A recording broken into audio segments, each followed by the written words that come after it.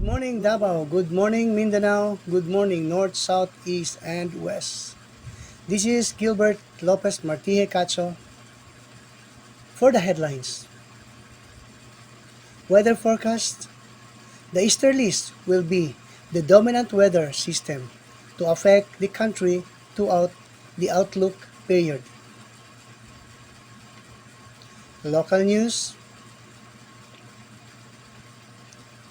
RROW issues hinder Davao City infra projects. Temporary relocation and market vendors approved. Bus conductor dies 22 hurts in the road crash. DSWD urged to accept alternative IDs for senior citizen. National news. Cagayan de Oro, second richest city outside Metro Manila. City government prepares for Malildo 2024. International news. Apple, Google, and Meta at risk of heavy fines as European launches new probes. Apple customers love Apple. The Biden administration thinks they could do better. Entertainment news. Sanju Marudo marries Ria Ataide. Iwaho, Nigeria-based first of its kind animated series premieres on Disney Plus.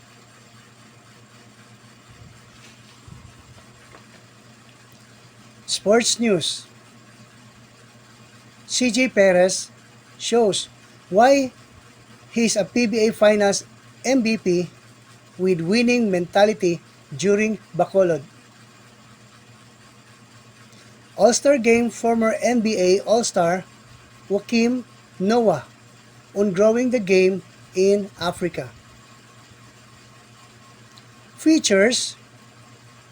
Philippines is second in Mr. Tourism Universe.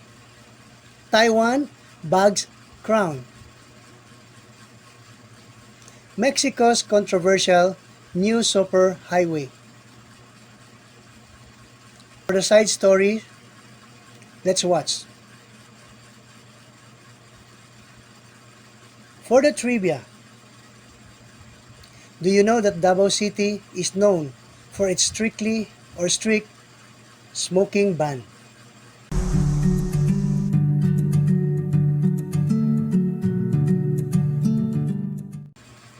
Weather forecast. The easterlies will be the dominant weather system to affect the country throughout the outlook period. Mindanao will be partly cloudy to cloudy skies with isolated rain shower or thunderstorm due to easterlies localized thunderstorm. Light to moderate winds from northeast to east with slight to moderate seas.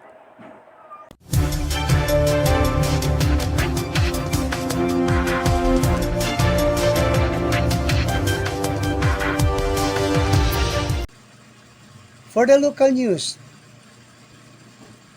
the Department of Public Works of Highways, Davao Region, or DPWH Davao, reported that as of February 29, 2024, there are approximately 31 projects totaling 4.12 billion in Davao City. some of which are suspended due to the right-of-way problem, RROW issues. Dean Ortiz, the DPWH Davao spokesperson, said during the 11th regular session of the 20th City Council on Friday morning, March 22, 2024, at the Sangguniang Panglungsod, that among these projects, 6 are under the 3rd Legislative District, 13 under the 2nd District, and 12 under the 1st District, totaling 31 projects. Currently, 5 projects are ongoing, 24 are suspended mainly due to RROW concerns, and 2 have been completed, achieving an overall accomplishment rate of 63 or 64.3%. The 20th Davao City Council approved on Friday, March 22, 2024, the resolution allowing the vendors from the variety section to temporarily sell goods under the vegetable and fruit section until the completion of the Agdao Public Market construction. The proposal, put forth by 1st District Councilor Edgar P. Ibuyan Jr., chairperson of the Committee on Government Enterprises and Privatization, stemmed from concerns raised by Ligaya D. Uba, president of the Dry Goods section, regarding sales on the 2nd floor. The location of the said market section pushed people to buy from peddlers instead because it is more accessible since it is located just outside the building, he said. A vehicular accident in Moncayo, Davao de Oro, on Sunday dawn, March 24, 2024, resulted in the death of a bus conductor and injuries to 22 others. The accident occurred around 4 a.m. in Purok 9, Barangay Bailo, where a Bachelor Express Incorporated passengers bus bound for Agusan del Sur collided with the rear of the trailer truck. According to a Facebook post from the Moncayo Municipal Risk Reduction and Management Office, MDRRMO, rescuers from various agencies, including the Municipal Health Office, the Philippine Red Cross, and the MDRRMO, rushed the injured victims to the nearest hospital. Luis Moran, head of the Senior Citizens Office, OSCA, requested the Department of Social Welfare and Development, Davao Region DSWD Davao, to accept any government IDs presented by senior citizens in the absence of their OSCA ID during a radio interview on Davao City Disaster Radio DCDR on Friday, March 22, following the influx of 1,314 senior citizens seeking a new senior citizens ID at Davao City Social Welfare and Development Office or CSSDO building in January. Moran noted that DSWD has been refusing to accept any valid ID other than the OSCA ID, causing confusion. OSCA is also concerned about senior citizens organization president in the same or in some areas, adding to the confusion by declaring plans to change current ID into a newer version.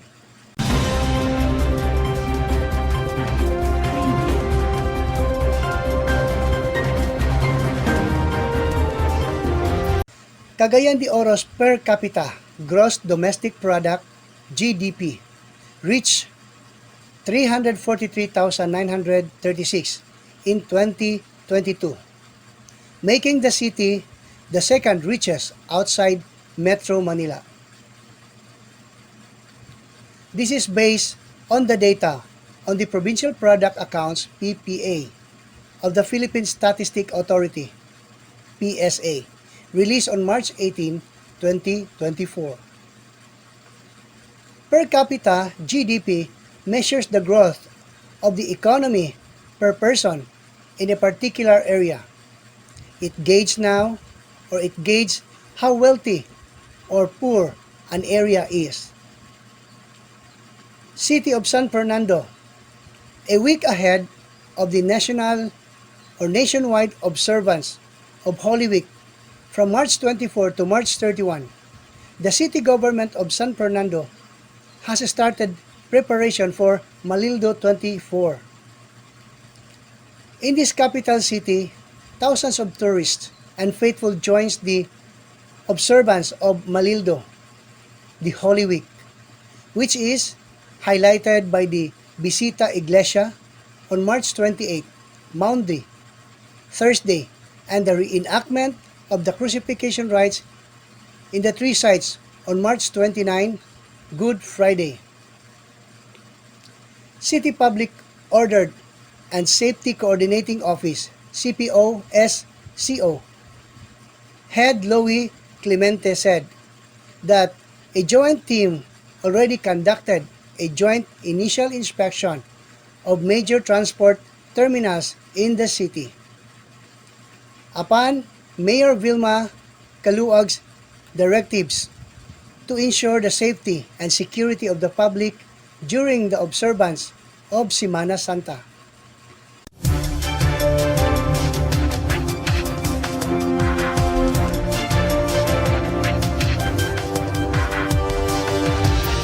International news.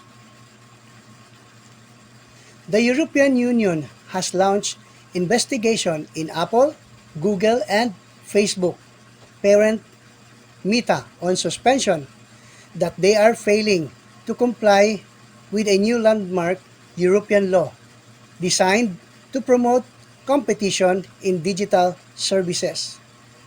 The European Commission said it suspects that various practices by all three companies fall short of effective compliance with the original or with the Digital Markets Act DMA, which went into effect earlier this month.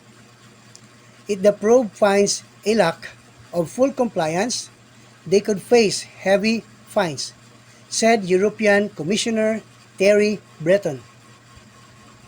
The DMA requires dominant online platforms to give users more choices and rivals more opportunities to compete. It currently applies to the three tech giants under investigation, as well as Amazon, Microsoft, and ByteDance, the Chinese parent company of TikTok. The Justice Department's lawsuit against Apple wants to break the company's notorious tight grip on the phone, the device that made it one of the biggest and the most profitable companies on the planet. But regardless of what happens in court, the case is already shining a light on the two faces of Apple, the cool, high-end tech brand that customers adore, and the ruthless, unavoidable behemoth that developers loathe. Here's the deal. The Feds says Apple is maintaining a monopoly that stifles competition, deprives customers of choice, and ultimately forces them to pay more.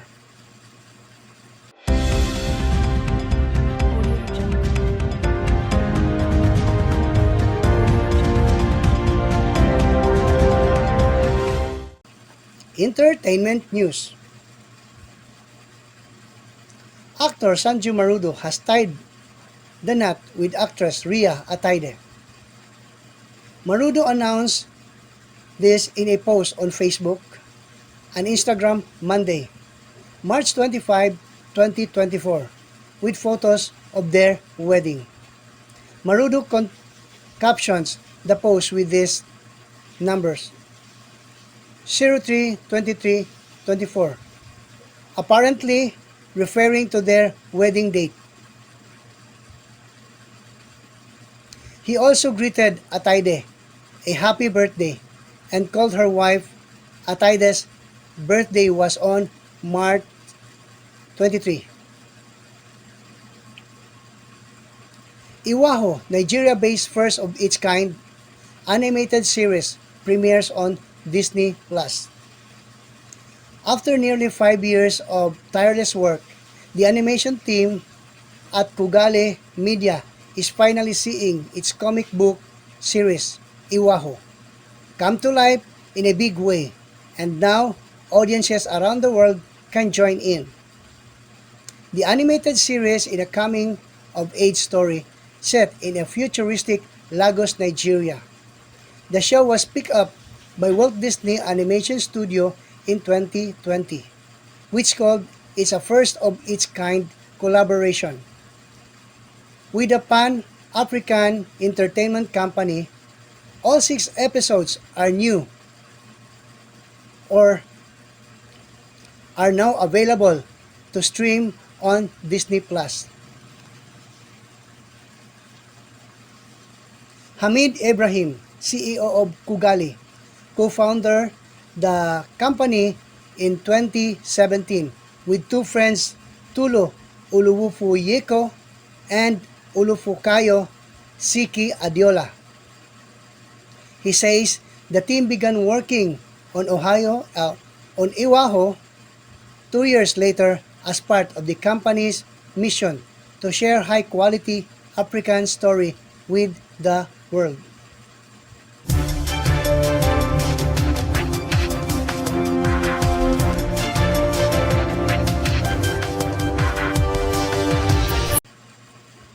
Sports news. Captain Mark Baruca had emphasized working on defense, but they were still down by 26. CJ Perez and the rest of the team, Mark tried their best to catch up, but every effort to narrow to lead was answered right back. Marcio Lasiter was especially deadly with 3 straight 4-point shot to balloon the lead 80-53. But Perez and Calvin Abueva was just not gave up. In that quarter alone, the recently hailed PBA Commissioner's Cup Finals MVP scored 28, including the buzzer-beating 4-pointer. Former PBA 2-time All-Star Joakim Noah speak to Amada Davis about his role as an NBA Africa investor and BAL ambassador, which he says gets him out of bed in the morning. He beams with pride as he talks about former Bulls teammate Lul Ding. Incredible journey from player to assistant coach and now president of the Sudan basketball.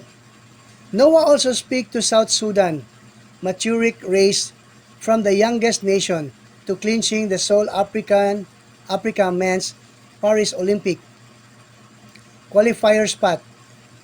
Come Paris Olympics, Noah says he'll be waving the flag for South Sudan and Ding.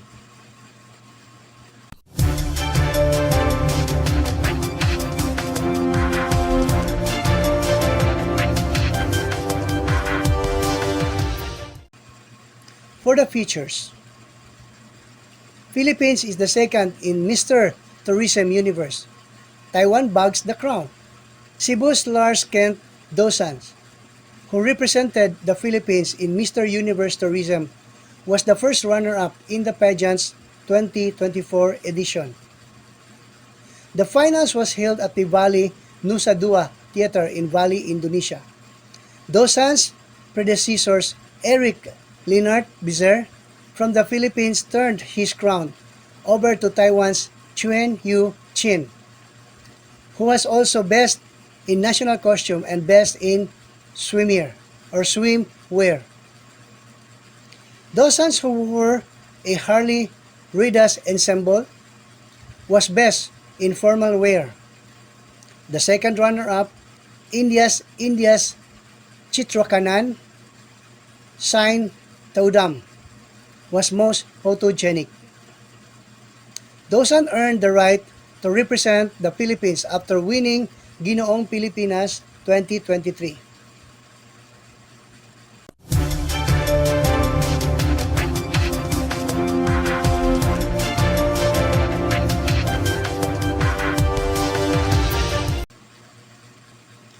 The Oaxaca coast has long been a dream destination of mine ever since a friend came home from a year in a yoga center with tales of full moon, circles, and plant medicine ceremonies held right on the beach.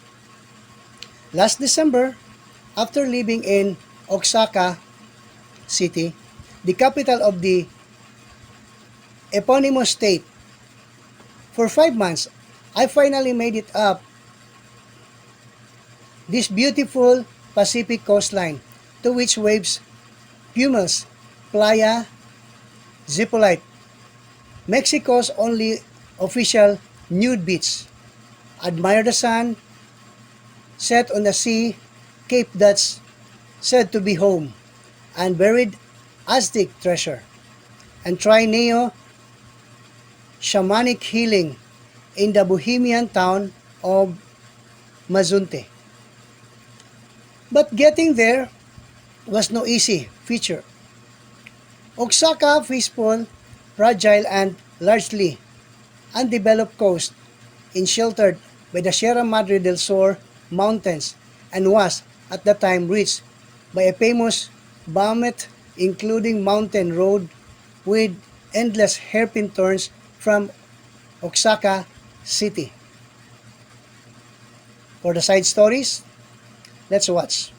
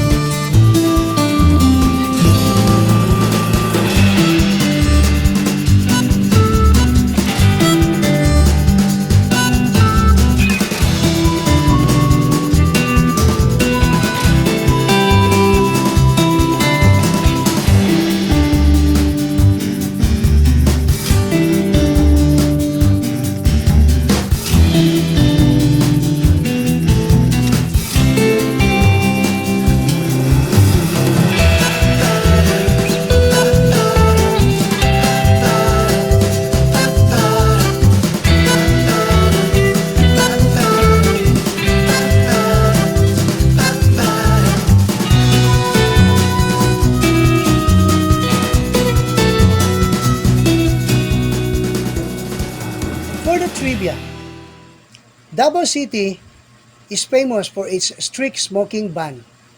As one of the first smoking-free or smoke-free city in the Philippines, Davao City prioritized the health and well-being of its residents. And that is for today's updates. My name is Gilbert Lopez Martije Cacho.